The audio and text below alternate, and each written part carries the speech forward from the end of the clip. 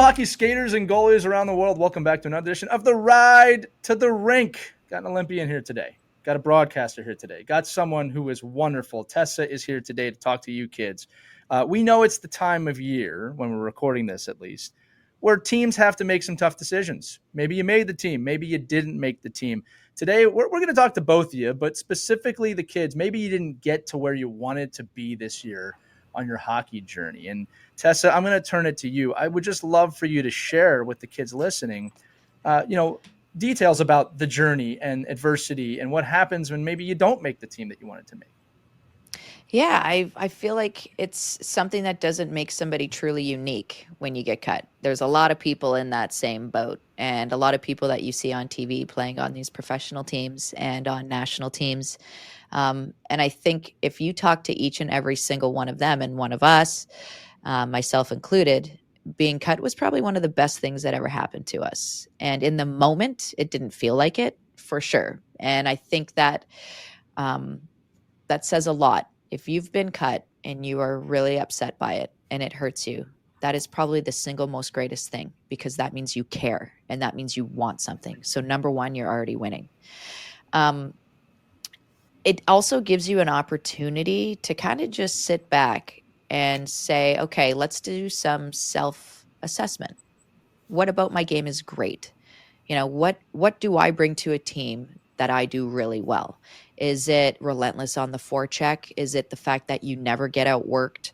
Is it the fact that you rarely ever lose a battle in the corner, or you have really good net front presence? What is it? What is it that you're really good at? Focus on that.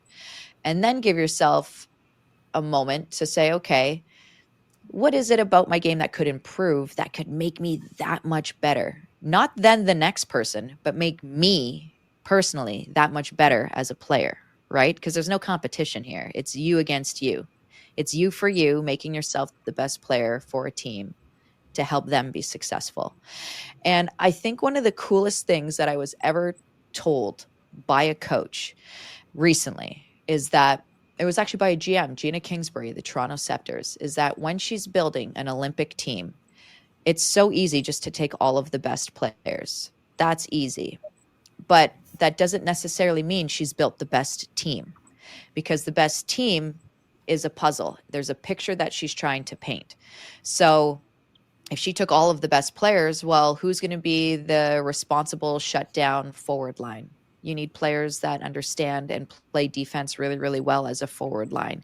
You need someone who's really good at taking faceoffs. You need someone who is willing to sacrifice and block shots and be, never-ending back checker, that kind of stuff. Really responsible in their D zone.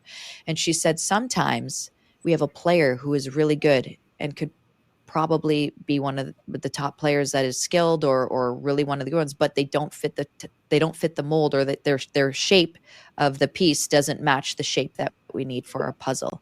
And unfortunately, a player like that gets left off. So it's never anything personal. It's never anything like you're not good enough. Sometimes your puzzle piece isn't the shape of the piece that they need. The other thing I always say to my kids that come to my hockey school when I hear they've been cut is, anything you want in life, obviously you have an end goal. So for hockey players, it's probably PWHL or representing Canada, also a great goal. And each and every player has their own Google Maps, right? Everyone, okay, type it in. We all want to play for Team Canada. Cool.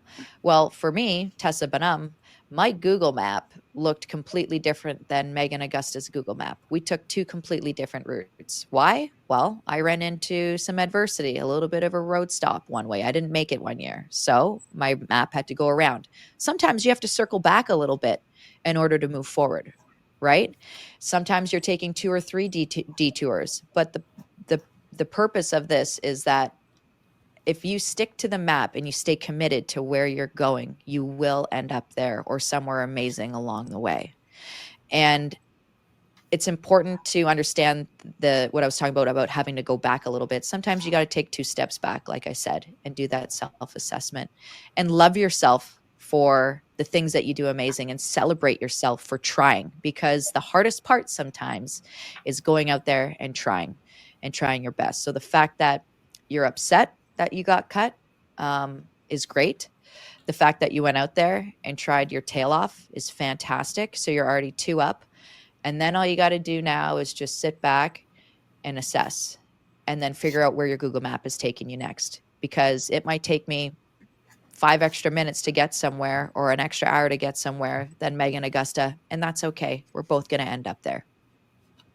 I love that, Tessa. And I'll tell you, for the kids listening too, we always talk about your emotions. And, what Tessa is describing so well is how your emotions are an antenna for action. And we always say this, Tessa, that it's tough sometimes, kids, to remember that what you're feeling, and it hurts when you get cut or you don't make the team. It hurts bad. And everyone here has felt that. But you got to remember that feeling will not last forever. It will pass. It's so important as a kid to understand that. And this is true in games too. When you're down a goal, down 2 goals, you got to learn to understand that emotion is just an antenna, and it's trying to tell you something about, as you said, Tessa, the map, where you're heading. Like maybe you're going the wrong way. You need to pay attention to those emotions. Absolutely. I think too, that I don't think there's anybody that's ever made it somewhere and done something great without any adversity. Yeah. I would say it's impossible. Yeah. It's impossible. There's no such thing. So these are what you call growing moments. And you should feel very privileged to have growing moments like this. Mike, did you have something? I heard you talking down there. No, I love it. I think any player that's listening to this and can understand that, failure is just part of the process of succeeding. And you probably hear it all the time, but I think it's, and Tessa did this as a player, right? Sherry did this as a player, and that, when you do fail, and you will, then come up with a plan to combat that failure, and then get yourself back on your, Google map and figure out what your new path is going to be. And I think if you can do that in a very short period of time, you can grieve, you can be upset, you could be mad, but then turn that into something positive. And as I often say to a lot of older players, if you don't feel those feelings and you're not upset and it doesn't bother you, then maybe you need to reflect on that as well. Right. And maybe that's just not a great path to go on. So just, you be the driver of this, you be the driver of that failure, and you can do it what you want with it. Don't let somebody else define who you are. They're just a couple of people up at a booth making decisions, and maybe they got it wrong. And I don't know if you have to prove that they got it wrong. You just have to prove to yourself that you can get it right. Yeah. And I think too, with tryouts and stuff, there's often a fear of failure, which paralyzes a player and doesn't really allow them to play freer to their full potential. That's happened to me in years before. And I always, there was this little thing that I would write down, and it was fear, FEAR. So you could forget everything and run. And that's when you allow fear to own you, or you can face everything and rise. And, I basically looked at it and gave myself a choice. What do you want to do here? Like, you came here, you're suited up, just face everything and rise. Go play, go have fun. It's a game after all, and it's meant to be played with a smile. So for all the kids out there, hockey will make you smile again. Trust me, I've been cut more than once. And if you stick to it and you're working hard, it will pay off in dividends in many different ways, more ways than you know. Well, I will say, kids, we're all always learning, including young adults like all of us on the show today, because I'm learning that I'm going to take what Tessa said about that Google Maps roadmap, and I'm going to tell that to all my players. We're always learning. Gang, this was great. Tessa, thanks so much for joining us and talking with the kids for a few minutes. My pleasure. Pleasure to be here. Thanks for having me, everyone. It's been a ton of fun, and what a privilege. All right. Well, listen, kids, wherever you're at on your hockey journey, remember, we believe in you. You should too. All right? Continue to play the greatest game on earth. For the gang, for Tessa, for myself, we'll see you on the next Ride to the Rink. Skate on, kids, and have fun. Take care.